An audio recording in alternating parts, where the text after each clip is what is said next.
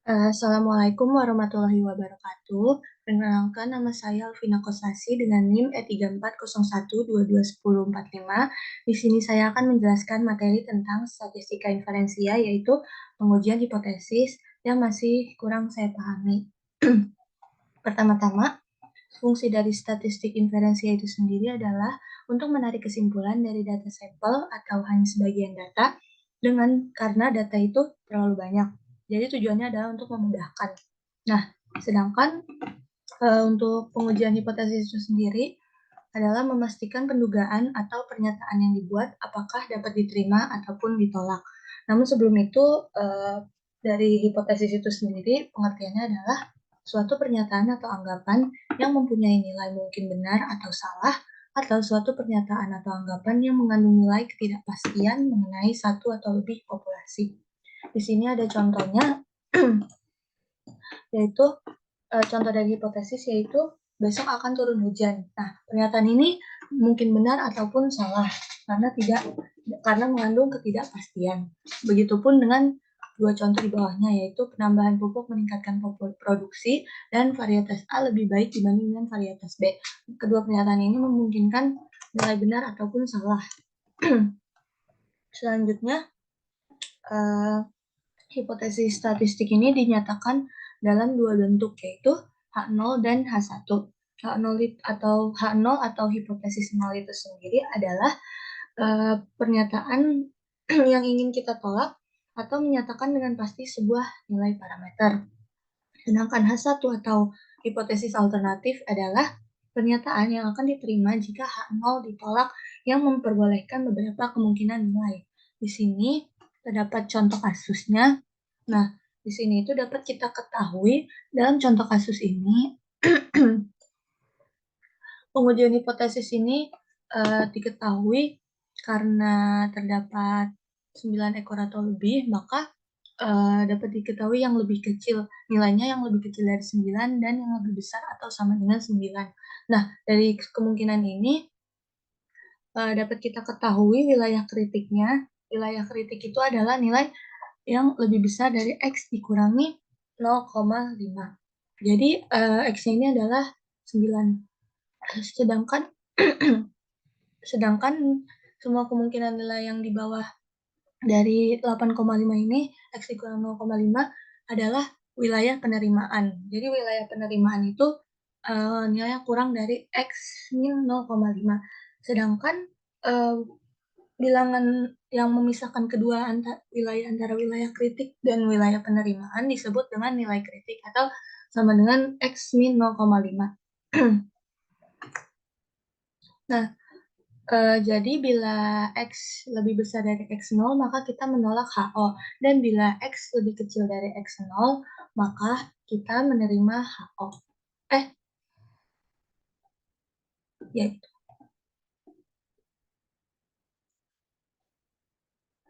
Nah, selanjutnya masuk ke materi yang kurang saya pahami itu adalah menghitung jenis galat jenis 1 dan 2. Tapi sebelum itu, jadi terdapat dua jenis kesalahan dalam pengambilan keputusan, yaitu galat jenis 1 dan galat jenis 2 atau error type 1 dan error type 2.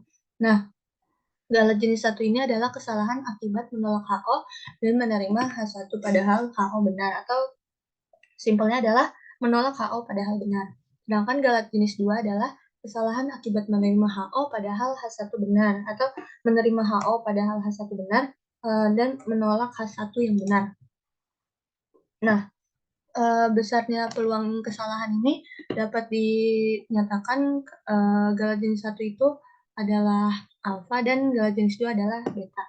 Nah, biasanya kesalahan pengambilan keputusan atau munculnya galat ini disebabkan karena hanya mengambil dalam satu periode data, tidak ada replikasi atau pengulangan. Nah, selanjutnya kita lanjut ke contoh soal, yaitu contoh soal pada praktikum ADKB minggu ke-8. Nah, soalnya adalah tipe obat sakit perut efektif 25% setelah 1 minggu dipakai. Untuk mengetahui obat sakit perut yang baru lebih baik, maka diambil sampel sebanyak 10 orang secara acak. Jika lebih dari 5 orang yang melewati 1 minggu, maka masa uji ternyata obat tersebut manjur, maka obat sakit perut baru tersebut dinyatakan lebih baik. Hitung A dari Galat 1. Nah, jawabannya, diketahuinya P sama dengan 25% itu, P adalah efektivitasnya. Nah, N sama dengan 10, N adalah jumlah sampel, yaitu sebanyak 10 orang. X sama dengan 5, yaitu dari sini jika lebih dari ada 5 orang. Nah, untuk H0-nya adalah kurang dari 5, dan H1-nya adalah lebih dari sama dengan 5, jika lebih dari 5 orang. Nah, di sini ditanyakan alfanya, alfa sama dengan P Galat jenis 1. P sama dengan X lebih dari 5, karena jika lebih dari 5 orang, bila P sama dengan 1/4. Di sini adalah yang saya bingungin sebenarnya. Nah, sekarang sigma 10, terus X sama dengan 5. Jadi 10-nya ini dari N dan X-nya ini sama dengan 5. B, X 10 dari N dan 1/4. Nah, 1 dikurang sigma 5, X sama dengan 0. B, X yaitu 10,1/4. Nah, di sini ini tuh sigma X 5-nya ini, sigma yang 5 di atasnya ini nggak dikurangin 1, karena di soal itu diketahui lebih dari. Nah, untuk itu yang dari sini ini, maka kita cari di tabel binom, yaitu kita cari di yang P-nya 0,25, N-nya 10, terus X-nya itu 5. Nah, didapatkan hasilnya nih segini, 0,9803.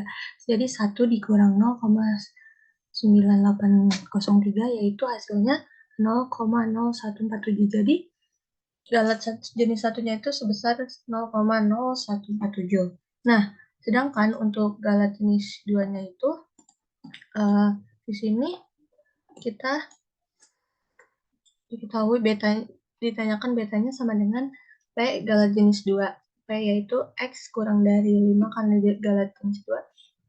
Bila P-nya itu 1/2 ini sebenarnya ada diketahui lagi soalnya, makanya kita menggunakan P 1/2. Nah, jadi sigma 5 X sama dengan 0, B dikali X yaitu 10,1/2. Nah, di sini juga kita mencari dari tabel binomnya, yaitu P-nya menggunakan 0,5, N-nya 10, dan X-nya 5. Maka didapatkan hasil yaitu 0,6230. Nah, sekian penjelasan contoh soal dari saya mengenai cara menghitung galat jenis 1 dan 2. Kurang lebihnya mohon maaf. Wassalamualaikum warahmatullahi wabarakatuh.